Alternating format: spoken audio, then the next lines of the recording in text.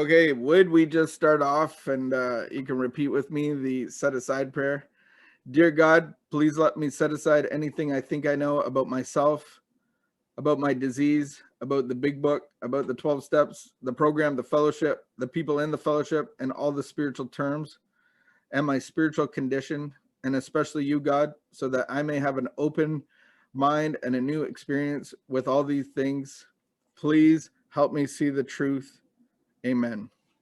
So I just wanted to do a little recap. We're talking about the spiritual sickness, the spiritual wounding, however you want to understand that.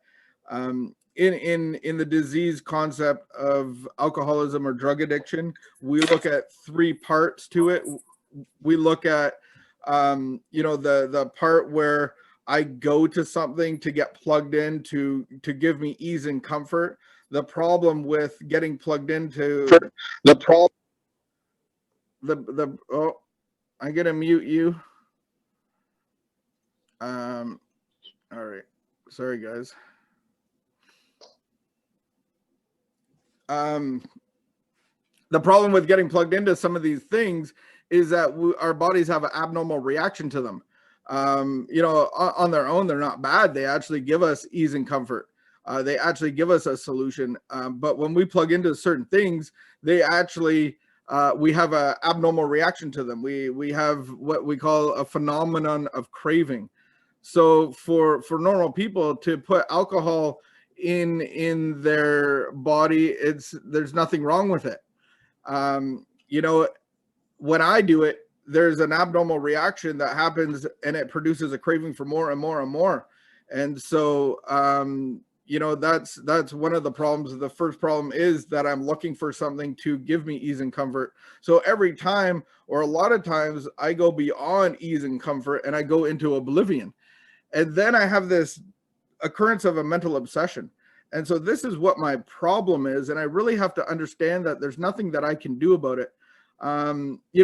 There's nothing wrong with an allergy. There's nothing wrong with an abnormal reaction to something. My wife has a peanut allergy. And if she eats peanuts, we have a solution. We have an anaphylactic, blue to the sky and orange to the thigh. And we take care of that allergy. And, the one issue that she doesn't have is this mental obsession to go back to peanuts all the time. But if she had that, imagine how horrible her life would be and my life would be. We'd be going to the hospital. We'd have to have EpiPens on hand all the time. I would have trouble trusting her and really, I would always be on guard. And so it would affect our whole family, our relationship, and our lives would be unmanageable and we would be powerless to peanuts. And so this is kind of the underlying problem in our book. It talks about this spiritual disease, and so alcohol is a spirit. It's interesting how alcohol has always been considered a spirit. Let's go get some spirits. And it's actually this spiritual connection that we get. It's like getting plugged in and receiving ease and comfort. The problem with that plug-in, it actually will destroy our lives. But it is our solution for the time being until it stops working. And a lot of us have had that experience where, the first few years is fun and games and enjoyable. We overdo it, but we can still manage our lives. And after 10 years, there's been suicide attempts. There's been jail terms and sentences and criminal convictions. And, our life is a mess. And we read that any life run on self-will will very rarely be a success. So that's kind of what we're looking at now, is the spiritual sickness, the spiritual malady, if you will, the spiritual disconnect. And so in our book on page 64, we read about resentment being the number one offender. Where does this resentment come from? Where does this uneasiness come from? Where does this irritable, restless, and discontentedness come from? I can relate to my whole life being that context of being irritable, discontent, and restless. Like I was always that kid. I was always I always thought something was happening somewhere more fun. And I was the kind of kid, I don't know if you can relate to this. I was the kind of kid that would pee my pants because I didn't want to leave what I was doing, because I didn't want to miss anything. And I was so intent on playing with my Lego, and I would be like doing the pee dance, and then I'd like run to the bathroom and pee my pants. And it's like that spiritual sickness was always with me. I was always had that discontent. I didn't want to leave where I was, but I didn't want to go to where I had to be. And so when I found alcohol, that was my solution. It calmed and covered all that. In our book, it says every form from these resentments forms spiritual disease. For we have not only mentally and physically ill, so that is talking about the physical craving and the mental obsession. We had been spiritually sick. When the spiritual malady is overcome, we straighten out mentally and physically. And so that's a beautiful thing, is there's nothing that I can do to cure my or fix my or revive my spirit. This is going to be God's job. Anybody that has a sober date is a miracle of God, because on your own, you can't even get a sober date. So there's nothing you can do to breathe life into your spirit. We've tried it. We've plugged into alcohol. We've plugged into relationships. We've plugged into, our job, our prestige, all of this stuff. We've plugged into everything to try to get to try to get life into us, to overcome the spiritual sickness, to overcome, the irritable, restless, discontent spirit. And it hasn't worked, and it's brought us to our knees, and you are where you are supposed to be. And I think good parenting will let your kids suffer at some point, will let your kid climb the monkey bars a little too high, but a good parent's always there to break the fall, or to catch, or to warn. And that's a beautiful thing about getting plugged into a God that is love, is that love doesn't control. Love doesn't make somebody do something. Love, it's free will. And so unfortunately we have free will, and I've learned that my experiences is, God was always there watching me, but he let me go through the stuff that I had to get to, so that I would be really ready to abandon everything that my life had given me. And so the beautiful thing is, it says, when I straighten out, when the spiritual disease is addressed, then I straighten out physically and mentally. And so that's the beautiful thing, the miracle of the mental obsession being lifted. And that's only by the power of God. And so where do I get this resentment from? Where do I get the spiritual sickness from? Well, number one, we're disconnected from God right from the very beginning. You look at the story of the Garden of Adam and Eve, and because God is love, he gave free choice. And in a man's heart we're prone to independence. And so they did something that they weren't supposed to do, and that really separated them from God. And so we're born into that. We're born into that separation. We're born into that fear, that anxiety. When you're born, you're shot out of a birth canal, or there's a C-section, and then there's an umbilical cord cut, and you're separated from your mom. And that's the same kind of fear that we're brought into this world. We have that underlying fear. But then through circumstances, since we're already cut off from God, I think I talked about it last week, is we look at like my cell phone, and the main goal of that is communication. The main goal of that is, fellowship. The main goal of that is to be able to communicate with the people around me. And so imagine my phone didn't have data. Yeah, it still has some uses. It still can calculate, take pictures, but it's just contained in here. Like I can't even send a picture to anyone. So data is really important, and that's kind of the goal that God will give you. He'll revive your phone and bring a data connection, so to say. And so this is what we have with a loving God, is that he wants to give you life into your spirit. That's where our life comes from. So many times we live life out of our souls, our mind, our thinking. That's kind of our computer center. That's where our belief systems are. And so we, in turn, out of our intellect, we think. And so that's our will. That's really what we're turning over, is our thinking. and our emotions. So we live most of our lives out of our soul and not our spirit, because our spirit is, number one, separated from God, and then number two, it's wounded from very early in childhood usually, and throughout our lives. And so for many of us, we don't lead with our weakness. We don't lead with that, but we know that there's irritability, discontent, and restlessness, and we're trying to fix that. But then we're trying to lead with our soul, our intellect, our thinking. And that's really what we have to smash to get a new life. That's what we really have to abandon. And it makes it actually a lot easier to abandon that when God breathes life into your spirit. So the process of recovery is actually looking at where my wounding is, where my resentments come from, where my fears are coming from, and then really giving those to God in an act of faith. And so that's the beautiful thing about the process of recovery is God has always been there. But I have this stuff on my store shelf I look at a corner store. My heart is a corner store, and I have stuff from the early 70s and the early 80s, and I'm trying to pawn this off. I got like Corey Hart sunglasses, and no one wants those. They're not cool anymore. Everybody wants Ray-Bans. Those were like Corey Hart, like gas station sunglasses, and no one wants them. And so I have all this stuff on my heart of my store shelf, and I'm trying to pawn it off on everybody. And everybody's like, dude, like no one wants that. It's overpriced. You can't give like, you're just trying to trick us and manipulate us into taking your stuff.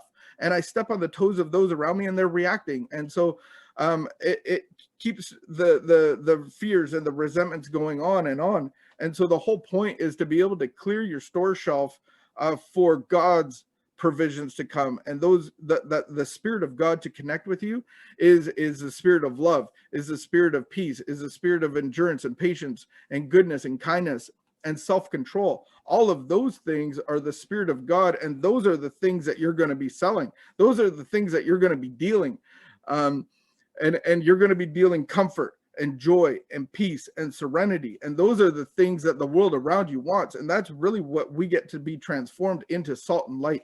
We actually become a new creation with this spiritual connection with God. And so what we're looking at is, where is spiritual wounding? It can be different for different people. And in my experience, what we've done is taken 6 kind of classifications of spiritual wounding. Last week we looked at the timid and fearful spirit, and we looked at the imprisoned spirit. And so we just looked at different contexts of being wounded, having your spirit being wounded and hurt, and so what does that look like? What is the manifestation of a wounded spirit? Yes, we're all separated from God. Yes, I think humanity has this issue. And we're always looking for a purpose. We're always looking for meaning. But if we do it out on our own, and then we just get our results, we're separated from God, and we're just doing social justice stuff. We're just doing save the earth stuff, and we're just actually doing it out of our own selfish motives. And so we're actually not doing it in the name of God. We're not doing it to glorify Him. And so God really wants to breathe life into your spirit. That's where our life comes from. And that's where we're going to have the obsession removed in our minds. We're going to be cleansed in our minds. And I don't think the physical craving will ever go away. And I don't want to take that chance. But the mental obsession would say that the physical craving has gone away too. And I can have a beer with my friends, and I can have a glass of wine on the golf course. But that's actually the mental obsession. So that actually hasn't been removed. But God will remove all of that thinking, all of that mental obsession that will take me back for the physical craving to react. So today I've had a spiritual experience. I have connected to God, and He has given me experiences that have outweighed the mental obsession, and that has been removed in my life today. And then the rest of it is just finding out where I need a stronger connection. I look at my cell phone and I have data, and then I go into the basement, and I can do that, and I'm losing connection. Or I go through a tunnel, or I go a way that I'm not supposed to be. And so I can actually lose connection. So I actually really want to see where I'm disconnected to God. And so that's why I think that these spiritual wounding concepts and trying to understand what kind of fits you is really important to looking at where I'm getting my resentments from, where I'm getting my thinking from, where I'm getting my fear from. And so these um, these ways of looking at the categories of spiritual wounding isn't to condemn anybody, isn't to like shame you, but would one of these fit you, or maybe two of these fit you? In my experience, one of them would fit you more than any other. That's my experience. I've heard a lot of people, may have a mix of two or three of them, but this is just a good way of really understanding where the irritable, where the disconnected, where the irritability and discontentment is coming from.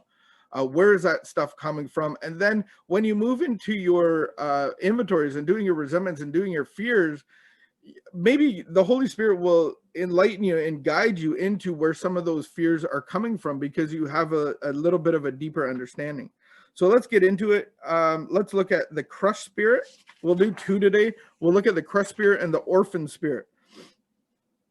And so as we're taking this in, and would you have God just speak to you? Would you just like open up your heart, be willing, be open to receive what the Holy Spirit has for you? So a crushed spirit, the causes of a crushed spirit is inappropriate burden bearing.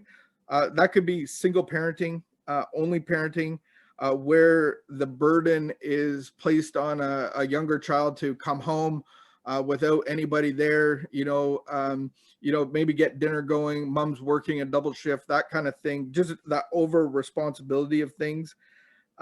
Shame by authority figures, and it's not about making somebody feel bad about themselves, but it's actually defining who they are in their spirit. So God has given you a spirit where your identity is. And so when we're disconnected from God, we really don't know who we are. We get glimpses of it, but God has designed you in a certain way. And so when you connect to his spirit, it'll make a lot more sense of who you are. But this world forms us. So I believe that most of our parents have done the best they can.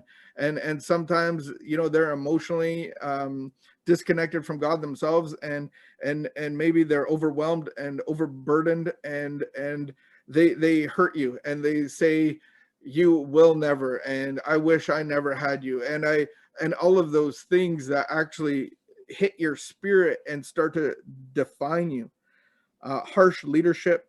So that could be, I think I grew up in the era of spankings. And so spankings were great. And maybe I needed it. And my parents did the best they could. Me personally, I never spanked my children. That doesn't mean I wasn't physical with my children. They would lose stuff and timeouts and Xboxes taken away, and maybe if they got rangy, they would get the drill in their chest, and they know that they don't fool around, and like that kind of fun stuff. So I believe in that, but they're like, I grew up in a school culture that had the ruler on your hand, that kind of thing, and so harsh leadership can really cause this crushed spirit. Inner vows and self-pronouncement. So when you have wounding in your life, there's a voice there that says, yeah, see, you're bad, you'll never amount to anything. And so you make an agreement with that, and it's like, yeah, I won't amount to anything. And then you make a vow. What's the point of trying? Or I got to prove myself at all costs. Those are vows and self-pronouncements. And so we can out of our situations make these vows at a very young age. Bad news can cause a crushed spirit, a death of a family member or a parent, or a divorce. And then disapproval. I think disapproval is going to come out of the context of a children's eyes, but just being disapproved for, school, after school programs, or sport stuff, or, maybe your parents don't have enough money, and you like really need this stuff. You need running shoes for school, you need gym equipment, and they disapprove. They say, no, you can't do this, you can't do that. That kind of goes into the harsh leadership, but just being disapproved from who you are. That is one of the biggest woundings that we have today in the social media context. Is on social media, it's all about likes, comments, shares. You accept me. I've seen stuff on social media, just with the kids in school, and they'll pick on somebody, they'll bully somebody. The highest form of why we buy something in a online at Amazon, we all look at the comments and the reviews and the stars. And there's people that actually will bomb a business and give them like 1,000 bad reviews. Imagine like being a business owner and then somebody picks on you in that regard. So it's that kind of disapproval of the people around you. So what does a crushed spirit look like? Characteristics would be a continual grieving. I don't know if you've ever grieved a loss of a person or of an animal. There's just this sadness, this heaviness. Little self-affirmation. We are designed to be able to give ourselves high fives on the inside. We are designed to be able to do a somersault and to get up and go, yeah. But this type of crushed spirit is unable to do that. Little or no self-worth, self-rejection, weariness, tiredness, just this lack of energy, despair. Face shows continual sadness and tears, and then just this constant life isn't worth living, almost like a suicidal mindset. And so I don't know if you guys know kind of the conversations of suicide, but it can be very subtle. It can be things like, man, it's just not worth it. Like I think everybody would be better off without me. Or how about like who would even miss me? Like those are all conversations and dialogue around suicide. And then self-pity, just being in constant self-pity. A lot of us can relate to that. Like we don't even have to have a crushed spirit to be self-pity. In the morning when your alarm goes off, are you looking forward to the day? Or are you like, oh, I just want one more half hour. Oh, like I got to do this stupid chore. Oh, like, oh, I just want to sleep more. Like that is just somebody being filled of self-pity. Hitting snooze for the 18th time. Those are forms of self-pity. So in a crushed spirit, that's what that's going to look like. And it's not just, the self-pity that I talked about, but this inner self-pity that I am a victim, that I'm never going to amount to nothing. And this weight and despair that spirit would have. And so you can't tell me that that's not going to cause a narrative in your intellect and come out of your thinking and into your actions. So when I believe that I am something, that I believe that I am no good, that I am a victim, that I'll never amount to anything, I've made these vows and commitments inside of my spirit, it's going to come out into my thinking. And so that's where we're going to get this resentment and fear. This is where this resides. This is where this irritable, discontent, and restless spirit resides. This is just a different kind of form of wounding. It's just a different way to get there. So functions impaired is a real inability, unable to comfort, sustain, or empower the body and spirit. So many times our 99% of the time, our medical system looks at the physical problem and then addresses it in the soul. So you have anxiety, you have sleeplessness, you have you're overtired, you're not able to sleep. So they'll medicate your symptoms of your body, but most times it's a spiritual problem. And so they like to medicate, a breakdown. That's a spiritual experience right there. And so if I'm always medicating things, but this is what our society disconnected from God, this is how we react. We don't want to admit that there's a spirit, because then we can't control anything. Okay, so that is the crushed spirit. Here is the orphan spirit. The causes of an orphan spirit. Parents never bonded with baby. A lot of studies on that, nurture versus nature with monkeys and apes and that kind of thing. And so we are born into, we need to be held, we need to be nurtured, we need to You know, if you've ever seen a baby be born, you know, the first thing that the doctor does, they try to feed it right away after they do the little umbilical cord. They're trying to get it latched onto mom's milk. And so that's like this highest form of nurture right out of the womb. Parents never bonded with baby. The child chooses not to bond with parents. And so right out of the gate, just as I'm pushing away from all sources of love and affection. Lack of nurturing. And so nurture is care for, encourage, and the growth and development of a person. And so just this lack of nurturing, the lack of parents or teachers or whatever the family of origin stuff is, just a lack of that nurture being there. Characteristics, this is what it looks like. Difficulty bonding with a father, difficulty to bonding with God, and just really lacking the understanding of the need. And so the actual need probably isn't even there. Difficulty forming and maintaining relationships. It's kind of like this: prove that you love me. Love is something that I can't even receive. Not that I know it, but it's something that I want. And then when I feel it, I try to make you prove it.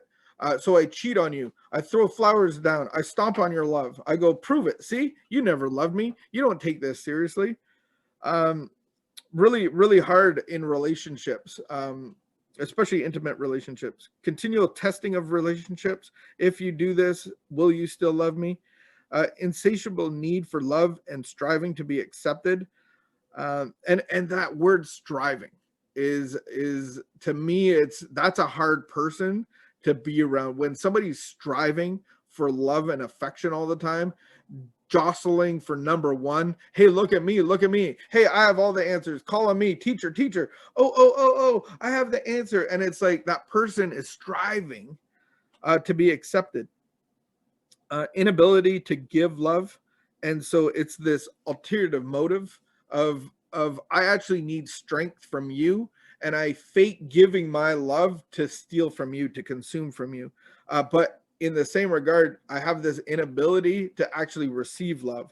So I'm fighting for what I need, but it's something that I can't even take. It's something that I can't, even if I have it, I can't shove it into me. There's a block there. And then this continuous searching for a mother or father figure. And so this is always being in a position of being a child, being a victim, being needy. And so I need a parental figure. I need, I need a person that will protect me, provide for me, to look over me, to watch for me. I'm always looking for that in relationships. You hear that so often, that he or she has daddy issues or mommy issues. And we look for that in people around us. And so here are the functions that are impaired. Communication would be very difficult at all levels. So communicating your thoughts, feelings, emotions, but even being able to communicate, part of our way to communicate is within our spirit. God has made that like the data plan in your phone. And so that is very disconnected and dysfunctional. So it's very difficult to communicate your thoughts, feelings, ideas, all of that stuff. And then just really never knowing comfort. God says that I will be your comforter. I will be your shepherd. I will be your watch guard. I will give you all of the life, the things that you need at your very core. I've made you and designed you to be spiritually connected to me, and out of me you will receive all of those things. You will receive comfort. So somebody with the orphan spirit wounding is just never going to be able to feel comfort. And so maybe these two or the four that we've talked about describes your wounding, and it's lining up your life to a T. And you might be overwhelmed right now, or maybe you're just like, wow, this is some great understanding. Just don't come under the condemnation of the voice of the enemy, because the voice of the enemy wants you to get stuck there. The voice of the enemy does not want you to be free.